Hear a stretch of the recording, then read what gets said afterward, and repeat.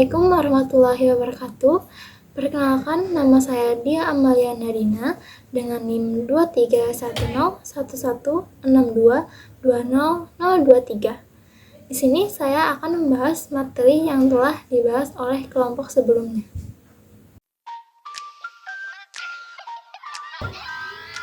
Pengertian fonemik. Fonemik mempelajari bunyi ujaran menurut fungsinya sebagai pembeda arti. Objek kajian fonemik adalah fonem, yaitu bunyi bahasa yang dapat atau berfungsi sebagai pembeda makna kata. Fonem merupakan abstraksi dari satu atau beberapa fon, baik vokal maupun konsonan. Untuk mengetahui sebuah bunyi merupakan fonem atau bukan, hal tersebut dapat dicari dengan menggunakan pasangan minimal atau minimal pair, yaitu dua buah bentuk yang bunyinya mirip dan hanya sedikit berbeda yang dapat menyebabkan perbedaan makna. Dengan kata lain, pasangan minimal merupakan pasangan kata yang tersusun dari bunyi-bunyi bahasa dan memiliki makna yang sama. Jika salah satu bunyi tersebut diganti, akan berganti pula maknanya. Berikutnya, identifikasi fonem. Cara untuk mengetahui apakah sebuah bunyi merupakan fonem atau bukan, yaitu carilah sebuah satuan bahasa biasa berupa sebuah kata yang mengandung bunyi tersebut. Lalu, membandingkannya dengan satuan bahasa yang mirip dengan satuan bahasa yang pertama.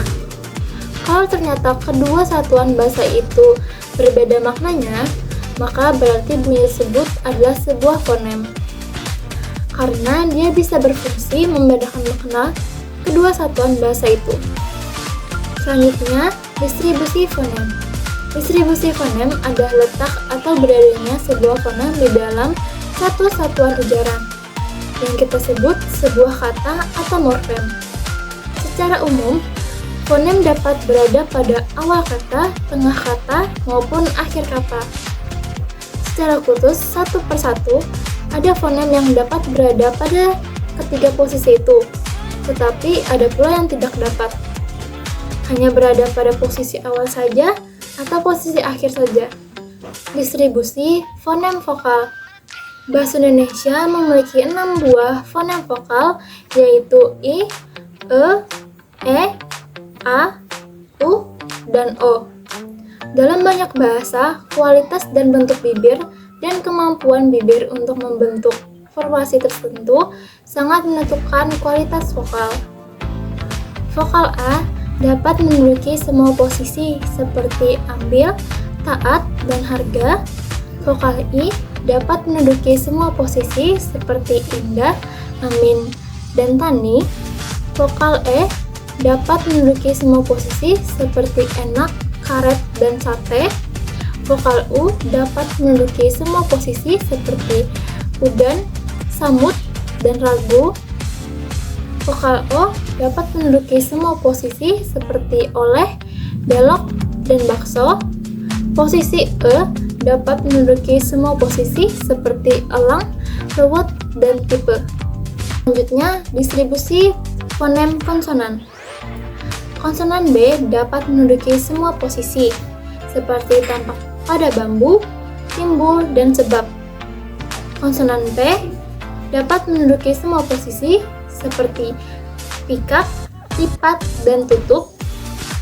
Konsonan M dapat menduduki semua posisi, seperti makan, aman, dan dalam. Konsonan T dapat menduduki semua posisi, seperti tari, hati, dan karet. Selanjutnya, distribusi diftong. Diftong AU dapat menduduki posisi awal dan posisi akhir, seperti pada contoh kata aula dan pulau. Tidak dapat menduduki posisi tengah. Diftong I hanya menduduki posisi akhir, seperti kata pantai dan landai. Diftong OI hanya menduduki posisi akhir, seperti pada kata amboy, tidak menduduki posisi awal dan posisi tengah. Diftong A juga hanya menduduki posisi akhir, seperti pada kata survei. tidak dapat menduduki posisi awal dan posisi tengah. Berikutnya, identifikasi alofon. Salah satu contoh alofon yang paling umum dalam bahasa Indonesia adalah alofon P dan F. Bunyi P dan F ini sering kali dipertukarkan dalam percakapan kata-kata seperti pohon dan fokus. Meskipun bunyi tersebut berbeda, tetapi penggantian P dengan F atau sebaliknya tidak mengubah makna kata tersebut. Penting perlu diingat bahwa alofon adalah variasi bunyi yang terjadi secara alami dalam sebuah bahasa. Variasi ini dapat terjadi karena faktor-faktor seperti dialek, aksen, dan kebiasaan berbicara. Meskipun variasi berbicara ini tidak mengubah makna kata, tetapi dapat mempengaruhi pemahaman dan pengucapan kata oleh pendengar. Oleh karena itu, pemahaman tentang alofon sangat penting dalam mempelajari dan menggunakan bahasa dengan benar. Berikutnya, gugus dan deret vokal.